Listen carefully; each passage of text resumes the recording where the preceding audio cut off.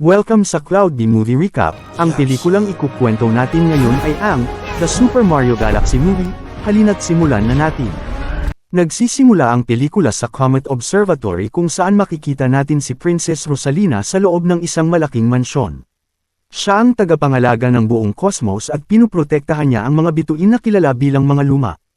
Nagsimula si Rosalina na magkwento sa kanila upang makatulog sila at sinabi niyang ang kwento ngayon ay tungkol kay Princess Peach. Ngunit bigla siyang pinigilan ng mga luma dahil gusto nilang makarinig ng ibang kwento, lalo na tungkol sa magkapatid na plumber. Maya-maya, napansin nila ang isang ingay sa labas ng mansyon at nakita nilang may dumating na robot na gustong kunin ang prinsesa. Agad itong inatake ni Rosalina gamit ang kanyang wand at mabilis niya itong natalo. Sinabi pa niya na maling prinsesa ang kinalaban nito ngunit bigla siyang naabala ng may lumitaw na bituin.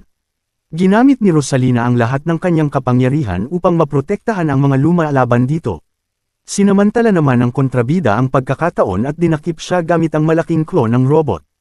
Doon natin nakita na si Bowser Jr. pala ang nasa loob ng robot. Isa sa mga luma ang nagtangkang protektahan si Rosalina ngunit madali rin itong nahuli habang mabilis silang lumipad papunta sa isang spaceship. Lumipat ang eksena sa disyerto kung saan makikita ang magkapatid na Mario na mabilis na bumibiyahe papunta sa Sand Kingdom. Hinihintay sila ng mga taga roon dahil kailangan nila ng tulong sa pag-aayos ng isang tubo.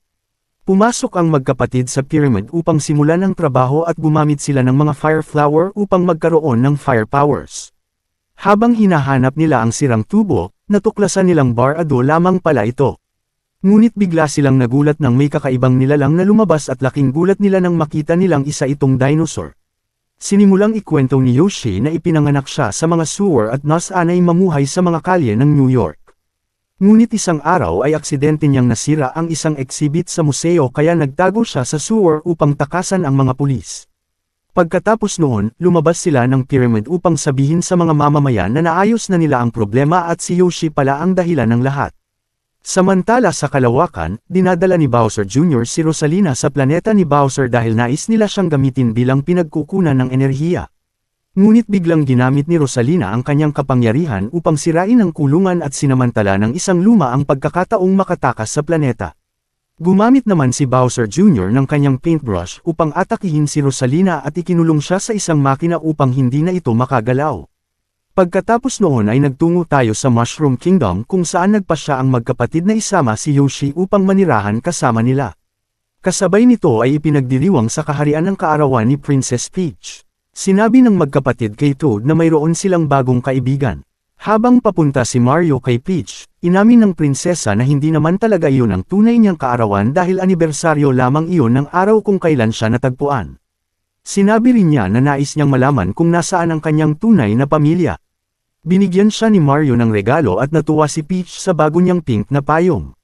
Ngunit bigla nilang napansin ang pag-ulan ng mga meteor sa buong kaharian.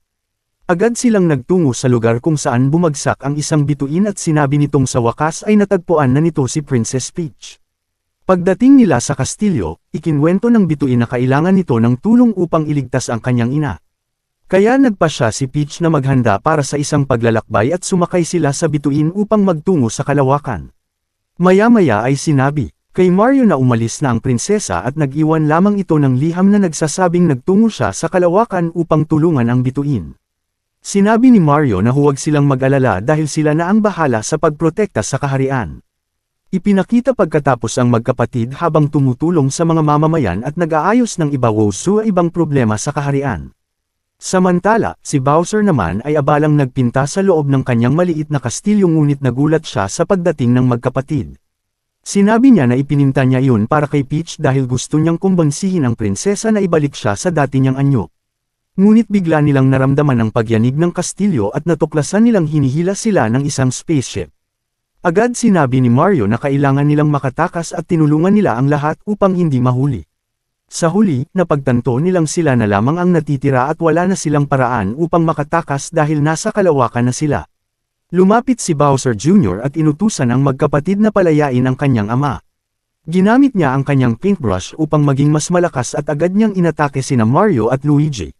Madali niyang natatalo ang magkapatid ngunit bigla silang nakahanap ng pagkakataong gumanti nang hindi niya inaasahan. Pagkatapos noon ay lumitaw ang isang higanteng robot upang tumulong sa laban. Ginamit ni Yoshi ang kanyang dila upang kainin ang comic wizard at napundot nito ang isang button sa robot dahilan upang lumayo ito sa kastilyo. Dahil dito ay nagkaroon ng malaking pagsabog sa barko at nagsimulang bumagsak ang kastilyo dahil pamalya ang laser. Nagsimulang magdiwang si Bowser dahil sa wakas ay malaya na siya ngunit agad din siyang nahuli dahil masyado siyang mabagal. Samantala, patuloy namang lumilipad si Peach sa kalawakan papunta sa isang planeta. Pagdating nila roon ay napansin nilang maraming ibawuso ibang nilalang sa lugar. Napansin ni Toad ang isang poster ng princess ang hinahanap nila at nagsimulang maalala ni Peach na tila kilala niya ang babaeng iyon. May lumapit na unggoy at humingi ng tulong ngunit ninakaw nito ang kanilang backpack kaya agad nila itong hinabol upang mabawi. Maya-maya ay napansin nilang dumaan ang unggoy sa isang pader at natuklasan nilang ang lugar ay puno ng ibawuso ibang kontrabida. Bumalik naman ang eksena sa spaceship kung saan ginagamit ni Bowser Jr. ang scanner upang hanapin ang lokasyon ng kanyang ama. Habang nasa planeta, naghahanap naman ang grupo ng paraan upang makatakas at nakumbinsi ni Bowser ang mga ito na ibalik siya sa normal niyang laki. Samantala sa kalawakan, patuloy pa ring hinahabol ni Peach at Toad ang unggoy upang mabawi ang backpack. Ngunit bigla nilang napansin na huminto ito sa isang mesa at binati ni Wart ang kanyang unggoy dahil nakapagdala ito ng isang prinsesa. Agad ginamit ni Peach ang kanyang payong upang atakihin ang mga kontrabida at mabilis niya silang natalo. Pagkatapos noon ay pinindot ni Wart ang isang button upang magpakawala ng mas maraming halimaw habang gumamit naman si Toad ng power-up upang maging penguin. Nagsimula silang lumaban upang talunin ang mga halimaw at sa huli ay ginamit ni Peach ang isang prutas upang talunin si Wart. Pinilit ng prinsesa si Wart na sabihin kung nasaan si Rosalina at inamin nitong nakakulong siya sa planeta ni Bowser. Samantala sa planetang iyon, dumating ang grupo sa isang kastilyo upang makausap ang Queen Bee ngunit nais silang aipakulong nito dahil nasira nila ang kanyang hardin. Ipinaliwanag ni Bowser na siya ang may kasalanan sa lahat at inalok niyang maging alipin ng mga bubuyog kapalit ng kalayaan ng kanyang mga kaibigan. Pagkatapos noon, nagtungo ang grupo sa Heavenly Gate habang makikitang nagtatrabaho si Bowser bilang alipin ng mga bubuyog. Ngunit biglang dumating ang spaceship ng kanyang anak at masayang nagkita muli sina Bowser at Bowser Jr.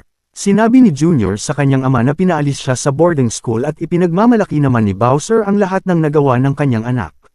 Naalala nila ang nakaraan noong bata pa si Jr. at madalas siyang kwentuhan ni Bowser. Doon nagsimula ang pangarap nitong maging kontrabida dahil ikinwento sa kanya ni Bowser ang tungkol sa pinakamakapangyarihang prinsesa at kung paano nila magagamit ang kanyang kapangyarihan upang sakupin ang buong kalawakan. Samantala, nakikipagkita si Princess Peach sa information robot dahil kailangan nila ng piloto upang iligtas si Rosalina. Pumunta sila sa ship hangar kung saan maraming piloto ngunit natuklasan nilang takot ang lahat na pumunta sa planeta ni Bowser. Tanging si Fox McCloud lamang ang pumayag na samahan sila sa misyon. Ikinwento niya na siya ang leader ng maalamat na grupong Star Fox at minsang nahigop sa isang portal na nagdala sa kanya sa ibang universo. Pagbalik sa magkapatid, hinihikayat ni Luigi si Mario na yayain si Peach sa isang date. Pagkatapos noon ay tinanong nila si Rob tungkol sa lokasyon ng prinsesa at nakarating sila sa tamang oras upang makita siya. Sumakay ang grupo sa spaceship upang simulan ang misyon at mabilis silang lumipad papunta sa planeta ni Bowser. Ngunit bigla nilang napansin na hinahabol sila ng spaceship ni Bowser Jr. Sinimulang atakihin ni Fox ang kalabang barko upang sirain ang mga armas nito ngunit sinabi ni Bowser sa kanyang anak na tigilan ang pag-atake dahil ayaw niyang mapatay nito ang kanyang mga kaibigan. Sa halip, gumamit si Bowser Jr. ng ibang sandata at pinaputukan ng laser ang magkapatid na naging dahilan upang maging mga sanggol sina Mario at Luigi. Dahil dito ay nawalan ng kontrol ang spaceship at mabilis silang bumagsak sa isang planeta. Habang inaayos ni na Fox at Peach ang spaceship, natuklasan naman ni Toad na may mga dinosaurs sa lugar at aksidenteng nagising ni Yoshi ang isa sa mga ito. Agad silang tumakbo upang makatakas sa dinosaur at aksidenteng naging sanggol rin si Toad. Patuloy na tumatakbo si Yoshi upang hindi sila makain hanggang sa nagamit nila ang sandata laban sa dinosaur at lumiit rin ito. Pagkatapos noon ay ginamit ni Yoshi ang aparato upang ibalik sila sa normal. Nalungkot naman si Fox sa sinapit ng kanyang spaceship habang si Luigi ay gumamit ng radyo upang humingi ng tulong. Narinig ng mga bituin ni Rosalina ang mensahe habang si Bowser naman ay nalulungkot dahil nawawala ang kanyang mga kaibigan. Sinabi ni Junior sa kanyang ama na pamilya lamang niya ang dapat niyang pagkatiwalaan. Samantala, napansin ng grupo na dumating ang observatory upang tulungan sila. Nagtungo sila upang iligtas si Princess Rosalina habang si Peach ay pumasok sa mansyon upang tingnan ang mga aklat sa loob. Doon niya natuklasan na mayroon pala siyang sariling kwento at nalaman niya ang katotohanan na siya ay kapatid ni Rosalina. Nabasa rin niya na sila ay gawa sa Stardust at kaya nilang tawagin ang kapangyarihan ng cosmos kapag pinagsama nila ang kanilang lakas. Ngunit isang araw ay inatake sila ng masasamang nilalang dahil nais kunin ng mga ito ang kanilang kapangyarihan.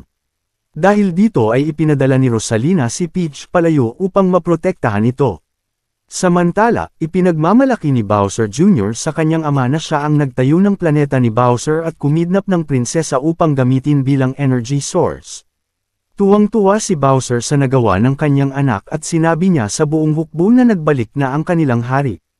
Pagkatapos noon ay pinaandar nila ang makina upang higupin ang enerhiya ni Rosalina at balak nilang gamitin ang cannon upang sakupin ang buong kalawakan. Habang nasa observatory naman ang grupo, naghanda sila para sa kanilang misyon at mabilis na nagtungo sa planeta ni Bowser. Tumalon sila mula sa spaceship upang simulan ang rescue mission at matagumpay silang nakarating sa planeta.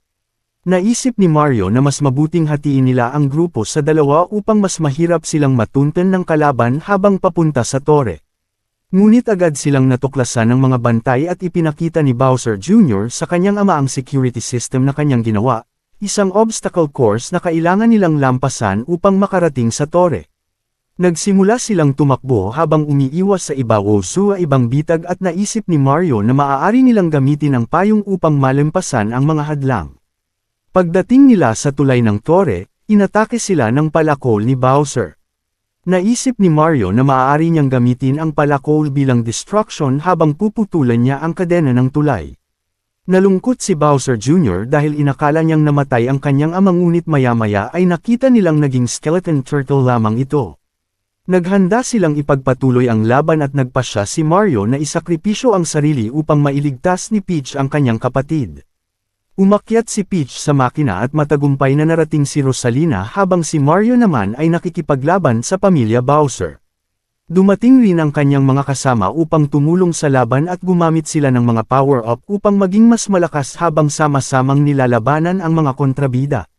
Ngunit kahit ganoon ay nahihirapan pa rin sila dahil napakalakas ng kanilang kalaban. Inatake ni Yoshi si Bowser Jr. upang maagaw ang kanyang paintbrush at ginamit naman ito ni Luigi upang gumuhit ng karakter na madaling tumalo kay Bowser. Nagalit si Bowser Jr. dahil nasaktan ng kanyang ama kaya nabawi niya ang paintbrush at lumikha siya ng isang ink dragon. Ngunit biglang inatake siya mismo ng dragon na kanyang ginawa at nag-alala si Bowser para sa kaligtasan ng kanyang anak. Dahil dito ay ginamit ni Mario ang Star Power upang magkaroon ng bagong lakas at inatake niya ang dragon upang iligtas si Bowser Jr. Samantala sa tore, nahihirapan si Peach na palayain ang kanyang kapatid ngunit nang pagsamahin nila ang kanilang kapangyarihan ay nagawa nilang sirain ang kulungan. Pagkatapos noon ay nabago ang buong planeta dahil sa kapangyarihan ng magkapatid at masayang nagkita muli sina Rosalina at Peach. Bigla namang dumating ang observatory at natuwa ang mga luma dahil nailigtas na ang kanilang ina. Pagbalik nila sa Mushroom Kingdom, natuklasan nilang wala na ang kastilyo kaya nagpasya silang magtulungan upang magtayo ng bago. Ginamit ni Mario ang Feather Power-Up upang makalipad at hinalikan siya ng prinsesa bilang pasasalamat sa lahat ng kanyang ginawa. Sa post-credit scene, makikitang pauwi na si Fox habang tumatakas naman sa kulungan ang pamilya Bowser. Pagkatapos noon, sa ikalawang post-credit scene, ipinakita si Daisy at doon nagtapos ang pelikula.